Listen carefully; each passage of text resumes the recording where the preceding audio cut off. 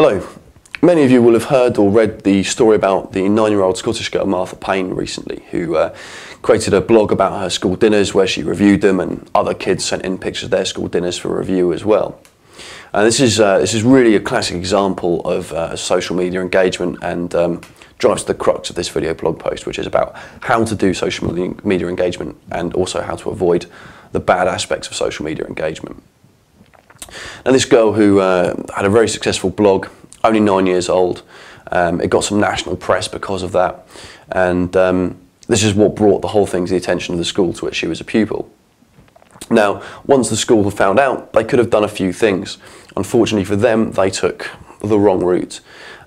This was to try and silence her, and silencing your critics is never a popular move for a company to make if people get wind of this, and sure enough, people did get wind of it. Now, aside from the fact that you're trying to silence a critic there, you're also trying to silence a 9-year-old girl who's actually a pupil of your school, someone who's capable of writing great content, building a popular blog, and also monetizing that for the purposes of charity. So as you can imagine, once people got hold of this information, the spotlight that was on her grew, the spotlight that was on the school grew as well, and the next thing you know, the school have got a massive social media problem on their hands, where they're looking to be bullying their pupils into preventing them from doing things like raising money for charity. This just is such a good example of how not to deal with criticism online. I thought it was worth a mention.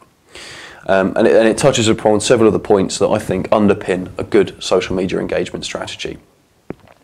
And as I say, the school could have done one of a few things in this situation. To my mind, it seemed obvious. All they needed to do was turn around and say, okay, our school dinners might need a little bit of reviewing, but our pupils are astounding, And all of a sudden you make it look like you're reasonable, you're funny, you've got a sense of humour about things, but fundamentally you're a great school, that is able to produce, entrepreneurial pupils at a very, very young age. So these are the 6 underpinning principles to social media engagement I think everyone should follow. I'm going to walk through these and then give you some juicy stories about where people have broken these rules and what they've done to fix that, or what they could have done to fix that. So first of all, building relationships. This is really the crux of social media engagement. This is why you're doing it. If you're only on there to just self-promote, it's not going to work. The whole point of social media is engagement, and the point of engagement is to build relationships with people. So this should be your primary focus when doing any kind of social media. Train your staff. Unless you're hiring professional social media gurus that know exactly what they're doing, you will need to train people so they're aware of what's good, what isn't, what works, what doesn't. And to reinforce this, have company policies that clearly outline what is and is not acceptable behaviour when using social media. Respond quickly. This really is a twofold statement. It means respond and quickly. If you don't respond quickly enough, it'll probably be too late. And this is really important. If you're not responding at all, you're not going to get the opportunity to either control or fix a situation, or turn a bad situation into a good situation. Real-time brand monitoring. There are tools, bits of software that you can get that will help you to do this. And this reinforces or facilitates the respond quickly point, because you can see in real time how your brand is being mentioned online, and when you see a mention, you can then respond to that.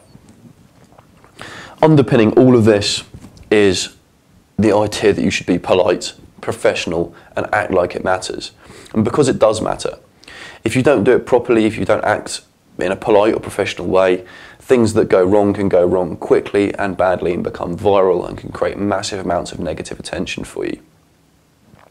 So a few stories to sort of highlight how this should and shouldn't be done.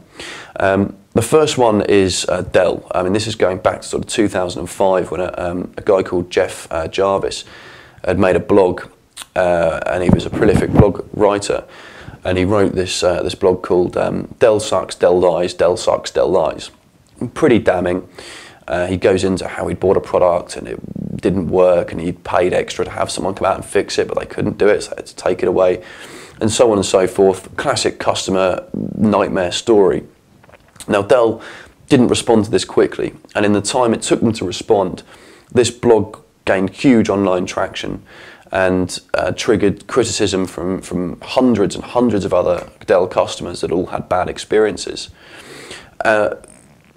What's important to learn here is that Dell actually did respond in the end, and they dealt with the situation, albeit it was a bit late and they'd had a lot of negative press. But the chap that wrote the blog post wrote a follow-up blog post called Dell Learns to Listen. And this is great. I mean, this really epitomises the good and the bad aspects of a social media engagement strategy. Granted, they didn't respond quickly enough, but they did respond. And when they did respond, they learned from their mistakes. They set up social media managers and a proper engagement strategy to prevent this kind of thing from happening again in the future. Honda, another company who recently, or fairly recently, had a bit of a slip up on Facebook where one of their employees had written a comment acting as if he wasn't an employee, complimenting a recent launch of one of their cars.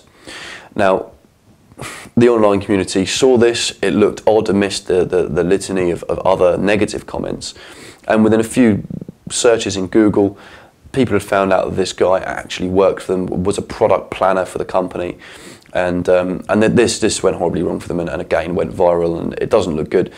This really comes down to self-promotion. Are you trying to build relationships? Are you trying to engage, or are you just self-promoting in a flagrant and unproductive way? Another story which I found quite interesting was the price chopper debacle, where a customer had complained on Twitter that there wasn't much stock in one of their sections of their store, and had compared them to a competitor. It was a bit of a damning comment, but ultimately it was a fair comment, and the employee price chopper, rather than dealing with this directly, actually contacted the employer of the customer and tried to get him disciplined. This is off the scale in terms of where you should be with your social media engagement. As I say, are you trying to build a relationship? Was that guy trained? Are there policies in place? I don't think that there were. And as a result of this, an influential friend of the customer blogged about it, the whole thing went viral, and loads of negative press rained down upon Price Chopper. So there's a few things to learn from these stories, I think. If the criticism that's being levelled against you is fair and honest and genuine, and from genuine customers, then it needs to be dealt with. I'm not talking about someone that's being rude or offensive or trolling online. That can be ignored, and in some cases, if something's just rude and offensive, it's fair to remove the comment. But if it's a genuine criticism or a genuine concern or a genuine piece of feedback from a genuine customer, it does need to be dealt with properly. Another great example of poor social media engagement was when Greenpeace challenged Nestle and Kit Kat, who used or procured products from people that were essentially destroying the rainforest, threatening the lives of the local indigenous people, and also the lives of orangutans, which is never good. This started on YouTube, it spilled over onto Facebook and Twitter. People had started making logos using the Nestle logo, manipulating it to be defamatory and negative towards them. Nestle didn't deal with this properly. They threatened to try and get these images removed. Again, really, I mean, two things. If you're going to destroy rainforests and endangered species, have a social media policy in place that allows you to deal with the kind of criticism that will be fairly levelled against you. And don't just threaten people or threaten to remove their comments or their images. You have to really deal with this, engage with it, and get to the bottom of it. I mean, I don't know whether or not this is truly the case, whether they were buying these products and whether it was damaging the rainforest. But if it wasn't, you needed to get that message out there, and you needed to do it in a proper way as well. And I say, engage and build relationships. Don't just tit for tat or try and get revenge on someone. So, as I say, these are the 6 points I think if you follow will lead to a good and strong and robust social media engagement strategy. The main aim, build relationships, always be polite, everything else can follow in line. Okay, thanks for listening. My name's Alec. If you want to know any more, you can go to the Koozai website at www.koozai.com, or you can find us on Facebook or follow us on Twitter, information at the bottom of the screen. Thanks, goodbye.